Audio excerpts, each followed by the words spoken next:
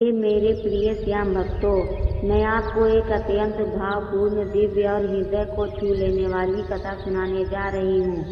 यह कथा केवल शब्द नहीं है, बल्कि आस्था, भक्ति, त्याग और समर्पण का वह अमृत है जो जीवन के हर दुख को दूर कर सकता है।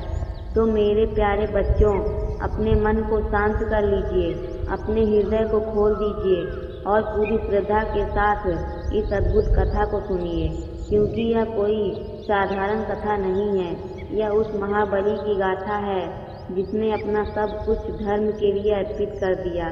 यह कथा है बाबा खाटू श्याम की, जिनका वास्तविक नाम बर्बरिक था, जो महाभारत काल में जन्मे भीम के पौत्र और घटोत्कच के पुत्र थे। कहा जाता है कि लगभग 5,500 वर्ष पहले इस धरती पर एक ऐसे वीर का जन्म हुआ जिसकी शक्ति, पराक्रम और तपस्या का कोई मुकाबला नहीं था।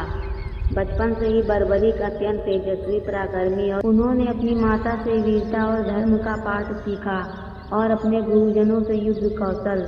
वे एक योद्धा ही नहीं बल्कि एक महान तपस्वी भी थे, जिन्होंने महिसागर संगम के गुप्त क्षेत्र में 9 दुर्गाओं की कठोर तपस्या की। उनकी तपस्या इतनी सच्ची और निष्काम थी कि माता दुर्गा प्रसन्न होकर उन्हें 3 अमोघ बाण और एक दिव्य धनुष प्रदान किया।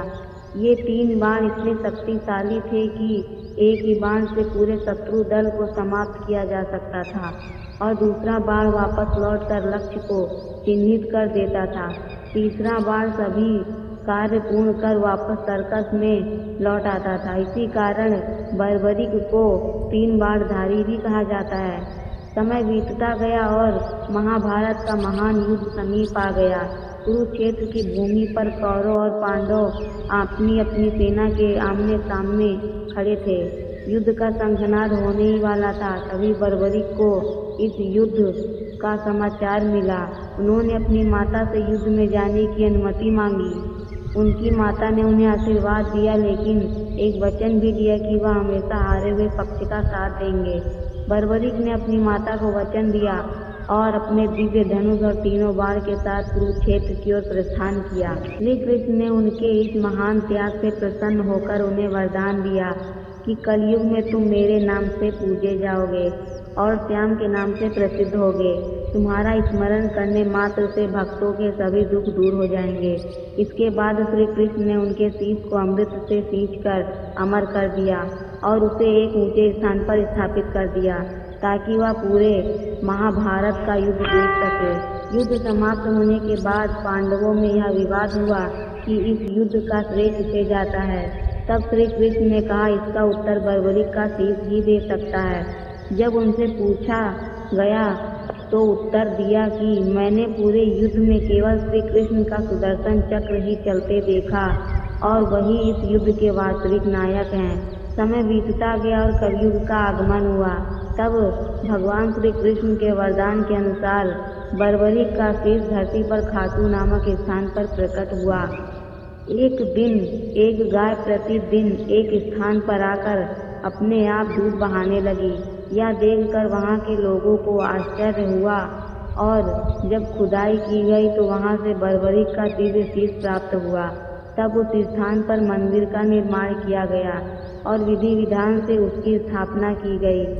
तभी से बाबा खाटू श्याम के रूप में उनकी पूजा होने लगी। कहा जाता है कि जो भी भक्त सच्चे मन से बाबा का नाम लेता है, उसके जीवन के सभी दुख, कष्ट और बाधाएं दूर हो जाती हैं। बाबा श्याम अपने भक्तों की पुकार अवश्य सुनते हैं और उन्हें कभी निराश नहीं करते। आज भी खाटू धाम में लाखों भक्त दूर दूर से बाबा का दर्शन करने आते हैं और अपनी मनोकामनाएं पूर्ण करते हैं। बाबा का दरबार हमेशा खुला रहता है और जो भी सच्चे दिल से यहाँ आता है वह खाली हाथ नहीं लौटता। तो मेरे प्रिय श्याम भक्तों, इस कथा से हमें यह सीख मिलती है कि सच्ची भक्ति, त्याग और समर्पण से हम भगवान को प्राप्त कर सकते हैं। बाबा श्याम का कृपा पाने के लिए केवल सच्चे मन से उनका स्मरण करना चाहिए।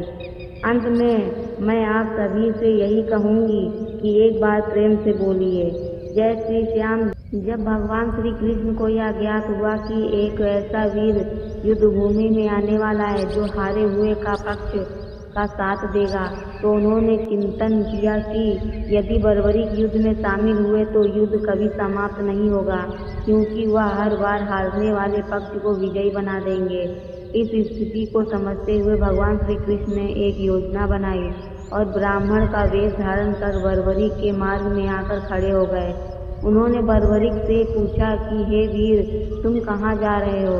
तब बर्बरीक ने विनम्रता से उत्तर दिया कि मैं कुरुक्षेत्र जा रहा हूँ और युद्ध में हारे हुए पक्ष का साथ दूंगा।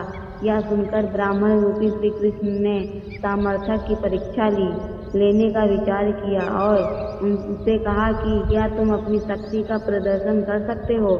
तब बर्बरीक ने एक पेड़ की ओर इशारा किया और एक ही बाण चलाकर उस पेड़ के सभी पत्तों को भेद दिया, लेकिन एक पत्ता जो श्री कृष्ण ने अपने पैर के नीचे दबा लिया था, वह बाण भी बच नहीं सका।